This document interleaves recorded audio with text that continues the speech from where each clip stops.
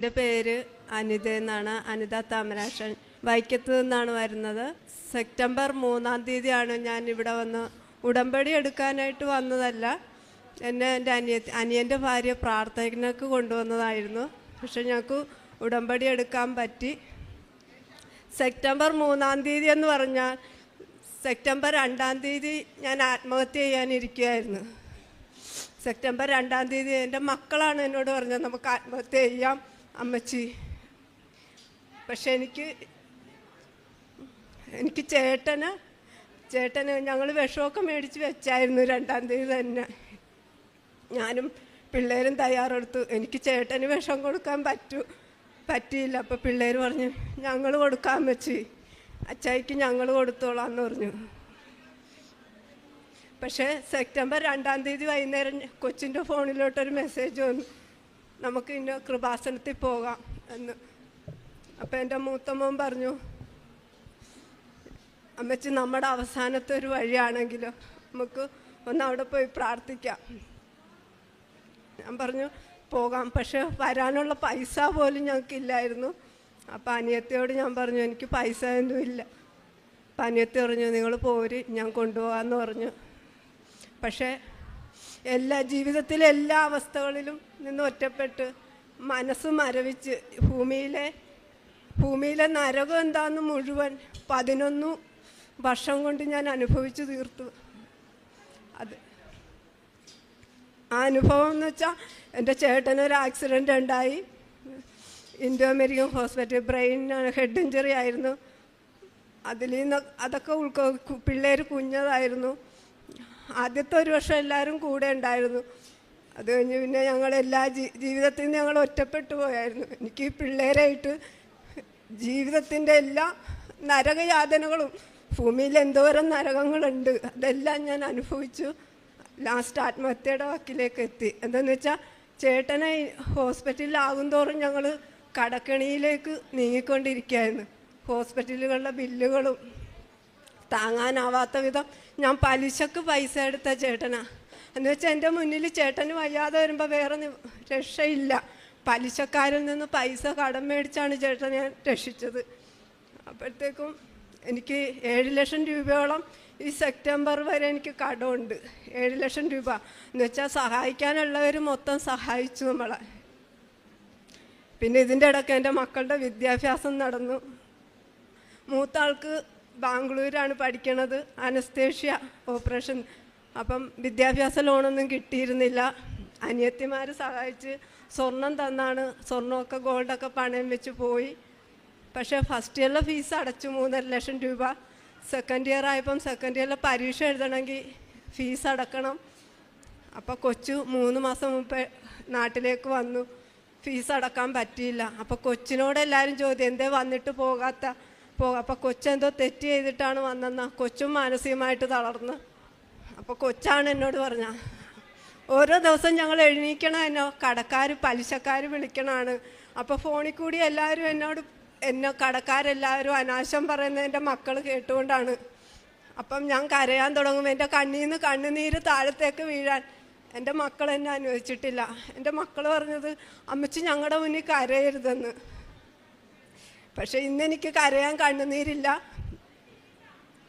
എൻ്റെ മക്കളുടെ മുന്നിൽ ഞാൻ കരയാറില്ല. എൻ്റെ മക്കളാണ്. എൻ്റെ മക്കളുടെ ഒരാവശ്യങ്ങളും എന്നോട് ഇന്നൊരു അമ്മച്ചി ഇന്നത് വേണമെന്ന്. എൻ്റെ ചേട്ടന് വയ്യാണ്ട് വന്നിട്ട് അമ്മച്ചി ഞങ്ങൾക്ക് ഇന്ന ഡ്രസ്സ് വേണം, അല്ലെ മറ്റുള്ള പിള്ളേരിപ്പം ഇന്നത് വേണമെന്ന് പറഞ്ഞ് എൻ്റെ മക്കളെന്നെ ഒരിക്കലും ബുദ്ധിമുട്ടിച്ചിട്ടില്ല.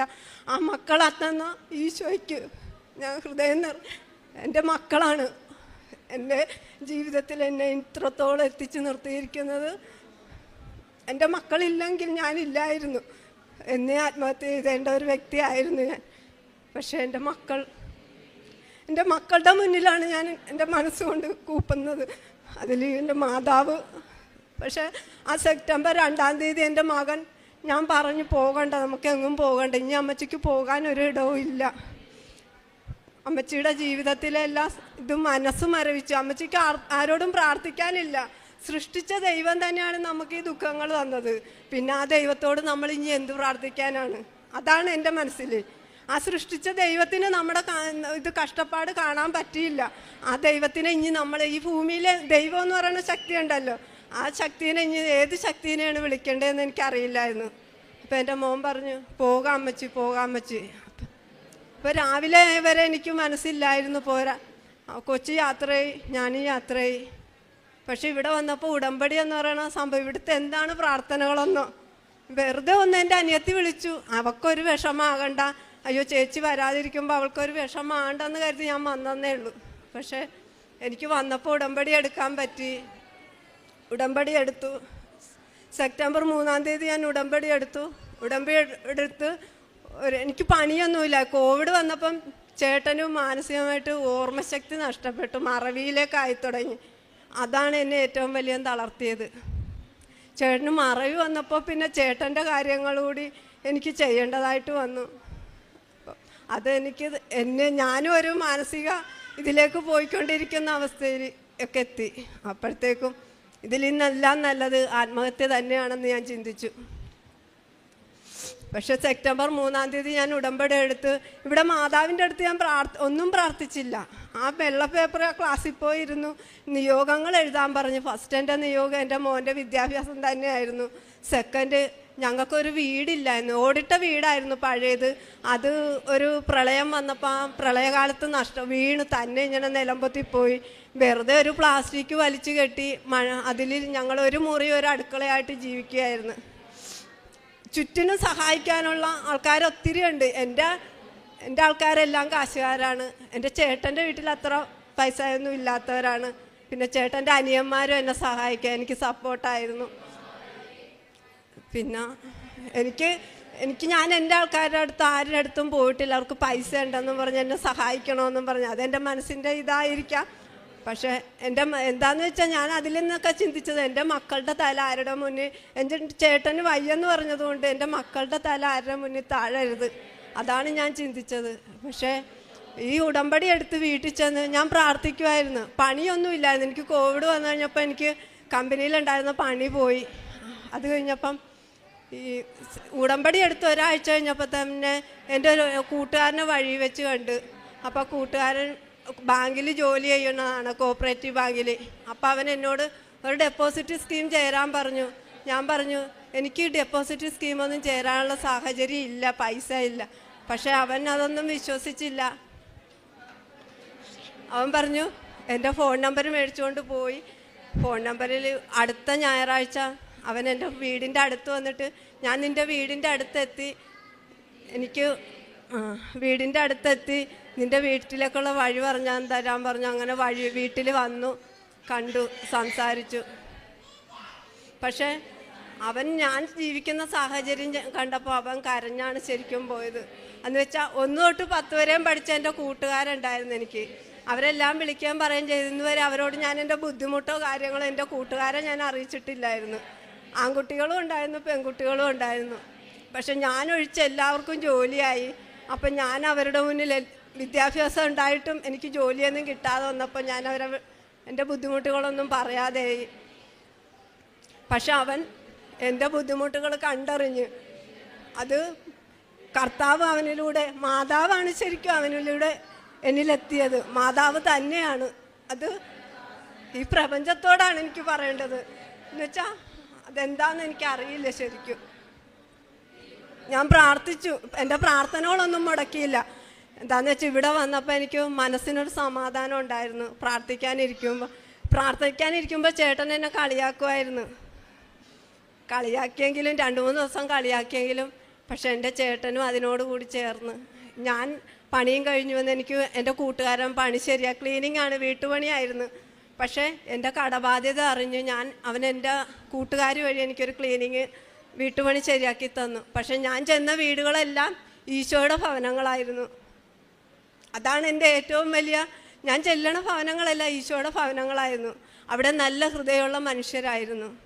എനിക്ക് പണിയെടുക്കാൻ സമയമില്ലാത്ത, എന്ന് വെച്ചാൽ 2 മണിക്കൂർ വീതം പണിയെടുത്താൽ മതിയായിരുന്നു ഓരോ വീട്ടിലും.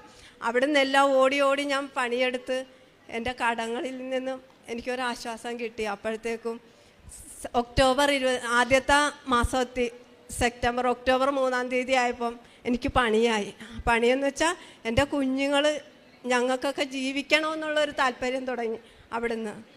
പിന്നെ എൻ്റെ കൂട്ടുകാരൻ വന്നത് ആ സെപ്റ്റംബർ 3-ാം തീയതി കഴിഞ്ഞ അടുത്ത ഞായറാഴ്ച എൻ്റെ കൂട്ടുകാരെല്ലാവരും എൻ്റെ ഞായറാഴ്ച എൻ്റെ വീട്ടുമുറ്റത്ത് വന്ന് എൻ്റെ അവസ്ഥ സത്യം പറഞ്ഞാൽ എനിക്ക് എന്താണ് അവരോടും പറയേണ്ടതെന്ന് അറിയില്ലായിരുന്നു. പക്ഷേ അവരെല്ലാം എനിക്കൊരു വീടുമായിട്ടാണ് എൻ്റെ മുന്നിലെത്തിയത്.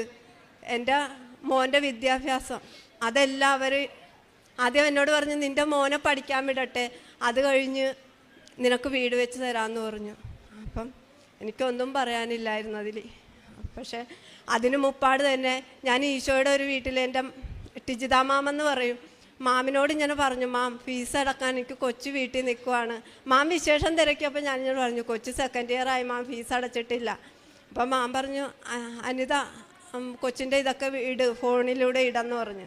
പക്ഷേ മാം പറഞ്ഞെങ്കിലും മാം സഹായിക്കില്ല എന്ന ഒരു ഇതിൽ ഇരുന്നു. പക്ഷേ മാം തന്നെ എന്നോട് ഞാൻ ചോദിച്ചു, അനിത എന്താ കൊച്ചിൻ്റെ കാര്യം പറഞ്ഞിട്ട് ഒന്നും പറയാത്തേന്ന് ചോദിച്ചു. ഞാൻ പറഞ്ഞു, മാം എന്നോടൊന്നും തിരിച്ചൊന്നും പറഞ്ഞില്ലല്ലോ, അതുകൊണ്ടാണ് മാം സഹായിക്കില്ലെന്ന്. അപ്പം പിറ്റേ ഒരു ദിവസം മാമിൻ്റെ ഫോണിലൊക്കെ ഞാൻ ഇട്ടുള്ളൂ. പക്ഷേ എൻ്റെ കൊച്ചിന് 3 ദിവസം കൊണ്ട് തന്നെ 1,70,75,000 രൂപ ഫീസ് വേണമായിരുന്നു. ആ 3 ദിവസം കൊണ്ട് 1,70,75,000 രൂപയും ആ മാം തന്നു. എൻ്റെ കൊച്ചിനെ കയറ്റിവിട്ടു. എൻ്റെ കൊച്ചിന് പഠിക്കാനുള്ള ഡ്രസ്സുകളും എല്ലാം ആ മാം തന്നു. പക്ഷെ ആ മാമിലൂടെ ഞാൻ കണ്ടത് എൻ്റെ മാതാവിനെ തന്നെയാണ്. അത് ശരിക്കും അവിടെ 2 കുഞ്ഞു കുട്ടികളുണ്ട്. ഇത് എന്താ ഈശോയും മാതാവും തന്നെയാണ്. ആ മാതാവ് മാമിലൂടെ എൻ്റെ മാതാവാണത്. ഞാൻ അതാണ് കാണുന്നത്. ആ മാമിൽ നിന്ന് തുടങ്ങി, ടിജിത മാമിൽ നിന്ന് തുടങ്ങി എൻ്റെ കൂട്ടുകാർ വരെ എത്തിയിരുന്നു. ഇന്നെൻ്റെ കൂട്ടുകാരും മാതാവാണ് ശരിക്കും. ഞാൻ അവിടെ ചെല്ലുമ്പോൾ ആ മാതാവെന്ന് വെച്ചാൽ എന്നെ ഒരു മകളെപ്പോലെയാണ്. എന്ന് വെച്ചാൽ എന്നേലും പ്രായക്കുറവുള്ളൊരു എന്നൊരു കൂട്ടുകാരിയോ കൂടപ്പുറപ്പോ എല്ലാമാണ് എനിക്കെല്ലാം. എന്ന് വെച്ചാൽ നമ്മളോട് സംസാരിക്കും അത്രയും പവറിലും പ്രസക്തിയുള്ള ഒരു ആള്. നമ്മളോടൊരു സെർവൻ്റ് അല്ല എൻ്റെ മുന്നിലിരിക്കുന്നത്, അതല്ല. പക്ഷേ അവിടെ ആ മാമു എന്നോട് പറയണ, കരയരുത്, ഒരിക്കലും കരയരുത്.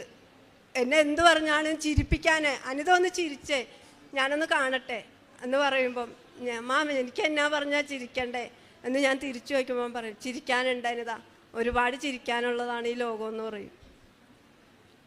പക്ഷെ മാമിലൂടെ ഞാൻ കണ്ടത് മാതാവിനെ തന്നെയാണ്. ഇന്ന് ഒക്ടോബർ 23-ാം തീയതി ആയപ്പോൾ 1 മാസമായി ഉടമ്പടിയുടെ. ഒക്ടോബർ 3-ാം തീയതി കഴിഞ്ഞ് അടുത്ത ഞായറാഴ്ച ആയപ്പം എൻ്റെ കൂട്ടുകാർ വന്ന് വീടിൻ്റെ പ്ലാൻ തന്നു എൻ്റെ കയ്യിൽ. 2 മുറി, hall, dining hall, sit out, work area, kitchen, bathroom, ഇത്രയുള്ളൊരു പ്ലാൻ എൻ്റെ കയ്യിലേക്ക്, ഇതാണ് നിൻ്റെ വീടിൻ്റെ പ്ലാൻ എന്ന് പറഞ്ഞു. ഞാൻ പറഞ്ഞു, എനിക്കിത് മതി. എനിക്ക് വേണ്ടിയിരുന്നത് മഴ പെയ്താൽ ചോരാത്തൊരു വീട്, കിടന്നുറങ്ങാനൊരു കാല് നിവർത്തി, എനിക്ക് കാല് നീളത്തിൽ നമുക്കൊന്ന് കിടന്നുറങ്ങാനുള്ളൊരു സ്ഥലം, അത്രയും മതിയായിരുന്നു എനിക്ക് ഈ ഭൂമിയിൽ. പിതാവ് പറഞ്ഞിട്ടില്ലേ, പറവകൾക്കും എന്താ ബൈബിൾ, എനിക്കറിയില്ല, ഞാനൊരു ഹിന്ദുവാണ്, എന്നാലും എനിക്ക് അറിയില്ല. നമുക്ക് ഭൂമിയിൽ 6 അടി മണ്ണ് വേണമെന്ന് മാത്രമേ നമുക്കറിയുള്ളൂ. അത്ര ഒരു സ്ഥലം മതിയായിരുന്നു. അത്രയും ഞാൻ ഈ ഭൂമിയിൽ ആഗ്രഹിച്ചിട്ടുള്ളതാണ്. എൻ്റെ സ്വപ്നങ്ങളൊക്കെ നിന്നേ നശിച്ചതാണ്. സ്വപ്നങ്ങളില്ല ഇപ്പോഴും. പക്ഷേ എൻ്റെ മക്കളിൽ എനിക്ക് സ്വപ്നങ്ങൾ തന്നു തുടങ്ങി, എൻ്റെ കൂട്ടുകാർ തന്നു തുടങ്ങി, ടിജിത മാം തന്നു തുടങ്ങി. ഇന്ന് ഒക്ടോബർ 20 ആ പ്ലാൻ തന്നു കഴിഞ്ഞ് ഒരാഴ്ച കഴിഞ്ഞപ്പോൾ എൻ്റെ വീടിൻ്റെ തറക്കല്ലിടിയിൽ നടന്നു. അത് കഴിഞ്ഞ് കട്ടളപ്പോൾ ഒരാഴ്ച, ഓരോ ഞായറാഴ്ചകളും എനിക്ക് വിലപ്പെട്ടതായിരുന്നു. എന്ന് വെച്ചാൽ ഈ ഉടമ്പടി എടുത്തിട്ട് ഈ ഓരോ ഞായറാഴ്ച എനിക്ക് പണിയില്ലാതെ ഉള്ളത് ഞായറാഴ്ച ദിവസമാണ്. ആ ഞായറാഴ്ച ദിവസം എല്ലാം ഞാൻ മാതാവിൻ്റെ അടുത്ത് വന്ന് പ്രാർത്ഥിച്ചിട്ട് പോകാറുണ്ട്. വെറുതെ ഒന്ന് ജസ്റ്റ് ഈ അൾത്താരയിൽ വന്ന് പ്രാർത്ഥിച്ചിട്ട് ഞാനങ്ങ് പോകും. എനിക്ക് മാതാവിനോട് പറഞ്ഞു, എനിക്ക് സമയമില്ല മാതാവേ, എൻ്റെ മുന്നിൽ എൻ്റെ തോളിൽ വലിയ വലിയ ഭാരങ്ങൾ ഇരിക്കണം എന്ന് പറഞ്ഞു. അപ്പോഴത്തേക്കും ഇന്ന് ഒക്ടോബർ 23-ാം തീയതി കഴിഞ്ഞു. എൻ്റെ വീടിൻ്റെ വാർക്കൽ കഴിഞ്ഞു. എൻ്റെ വീടിന് ഇനി വയറിങ്ങും പ്ലംബിങ്ങും ഫ്ലോറിങ്ങും കൂടിയേ ഉള്ളൂ. അതെന്താണെന്ന് എനിക്കറിയില്ല. അത് ശരിക്കും ഇനി ഡിസംബർ 3-ാം തീയതി വരുമ്പോൾ എൻ്റെ ഉടമ്പടി തീരും. എൻ്റെ കൊച്ചിൻ്റെ ഫീസ് അടച്ചു, എൻ്റെ കൊച്ചു പഠിക്കണം. അപ്പോൾ എൻ്റെ കൊച്ചും വന്നിട്ടുണ്ട് പ്രാർത്ഥിക്കാൻ വേണ്ടി. എൻ്റെ മോൻ ഇന്നലെ വന്നു, ബാംഗ്ലൂരിൽ നിന്ന് വന്നിട്ടുണ്ട്, എൻ്റെ കൂടെ ഉണ്ട്. എന്താണെന്ന് എനിക്കറിയില്ല. മാതാവിൻ്റെ മുന്നിൽ എനിക്ക് കരയണമെന്ന് അറിയില്ല ഇപ്പം. എന്താണെന്ന് വെച്ചാൽ മാതാവ്, ഞാൻ പ്രാർത്ഥിക്കാനിരിക്കുമ്പോൾ തന്നെ ഒരാഴ്ച കഴിഞ്ഞപ്പോൾ എനിക്കറിയാം മാതാവ് കുഞ്ഞ് എന്ന് വെച്ചാൽ എനിക്കൊരു മെഴുകുതിരി കത്തിച്ച് വെക്കാൻ പോലും മാതാവിൻ്റെ ഒരു മെഴുകുതിരി കത്തിച്ച് വെച്ച് പ്രാർത്ഥിക്കാൻ പോലും എനിക്ക് മുട്ടുന്നു. ആ വീട്ടിൽ സ്ഥലമില്ലായിരുന്നു, ആ ഒറ്റമുറി വീട്ടിൽ സ്ഥലമില്ലായിരുന്നു. അതാണ് സത്യം. ആ മാതാവ് ഞാൻ പ്രാർത്ഥിക്കുന്ന സമയത്ത് ഇതേ രൂപം തന്നെയാണ് എൻ്റെ മുന്നിൽ പ്രാർത്ഥിച്ചു കഴിഞ്ഞപ്പോൾ എനിക്ക് ആ മാതാവ്, എൻ്റെ ഈ ഫ്രണ്ടിൽ നിൽക്കണ മാതാവ്, അപ്പം ആ മാതാവേന്ന് വിളിച്ചൊന്ന് തൊടാൻ ചെന്നപ്പോൾ മാതാവില്ല. അത് എങ്ങനെ നിങ്ങൾ വിശ്വസിക്കുമെന്ന് എനിക്കറിയില്ല. പക്ഷേ എൻ്റെ വിശ്വാസം എൻ്റെ മാതാവിനോട് തന്നെയാണ്. എനിക്ക് കരയാനില്ല ഇനിയൊന്നും. അതുകൊണ്ട് എനിക്ക് ഇനിയും ഉടമ്പടി എടുക്കണം. എൻ്റെ ആവശ്യങ്ങൾ നിറവേറ്റാനല്ല, എൻ്റെ ആവശ്യങ്ങൾ മാതാവിനെ കൊണ്ട് സാധിക്കാൻ വേണ്ടിയല്ല. എനിക്കൊരു ഞായറാഴ്ചയാണേലും കിട്ടുമെങ്കിൽ ആ ഞായറാഴ്ച മാതാവിൻ്റെ അടുത്ത് വന്നൊന്ന് നന്ദി പറയാൻ. ഒരാളോട് പോലും സംസാരിക്കാൻ എനിക്ക് പേടിയായിരുന്നു. അവരെന്നെ വഴക്ക് പറയുമോ എന്ന് വെച്ചാൽ എല്ലാവരുടെയും വഴക്കുകൾ കേട്ട്. പക്ഷെ മാതാവ് എനിക്ക് എല്ലാം തന്നു കഴിഞ്ഞപ്പോൾ പെട്ടെന്ന് ഈ 3 മാസം കൊണ്ട് മാതാവ് എനിക്കെല്ലാം തന്നു. പക്ഷേ എൻ്റെ കൂടപ്പുറപ്പങ്ങളില്ലാതെയായി, എൻ്റെ ബന്ധങ്ങളില്ലാതെയായി. അതുകൊണ്ട് അതെന്താണെന്ന് എനിക്കറിയില്ല. സാമ്പത്തികത്തിൻ്റെ ഇതുകൊണ്ടാണ്. അവരൊക്കെ എല്ലാവരും എൻ്റെ കൂടപ്പുറപ്പങ്ങൾ പോലും എന്നിൽ നിന്ന് അകന്നു. അത് ഏറ്റവും വലിയ വേദനയായിട്ട് തന്നെ എനിക്ക് കിടക്കുകയാണ്. എന്നുവെച്ചാൽ അവരുടെ ഒപ്പം എത്താൻ എനിക്ക് ആയില്ല.